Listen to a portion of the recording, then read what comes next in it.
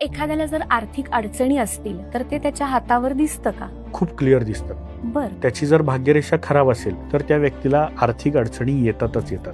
त्या कधी येणार आहेत कधी जाणार आहेत हे पण कळतं. आता एक जस्ट एक्झाम्पल देतो मी. महिनाभरापूर्वी माझ्याकडे एक क्लायंट आले होते. खूप मोठा व्यवसाय होता त्यांचा, म्हणजे अशा स्टेजला आले होते की ते स्वतःची बँक वगैरे चालू करणार होते.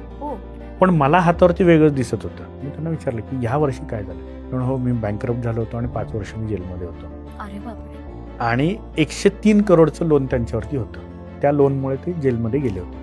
आता 103 करोड ही काही छोटी गोष्ट नाही, पण ती अडचण येणार आहे ते मला हातावरती दिसत होतं. पण ते माझ्याकडे आले होते ते त्याच्यानंतर आले होते, तेव्हा ते सगळं घडून गेलं होतं. 5 वर्ष ते बिचारे जेलमध्ये राहिले होते आणि आता माझ्याकडे आले होते की मी आता काय करू. सो मी त्यांना सांगितलं की फायनान्शियल कन्सल्टेशन मध्ये होते ते. मी त्यांना सांगितलं ही जे काही तुमचा व्यवसाय आहे तो व्यवसाय तुम्ही करू नका, तुम्ही दुसरं काहीतरी करा, तर आणि तरच तुम्हाला प्रगती आहे. आणि मागचं परत मिळणार का, तर माझं उत्तर त्यांना नाही होतं, कारण त्यांच्या हातावरती ते मिळणार नव्हतं.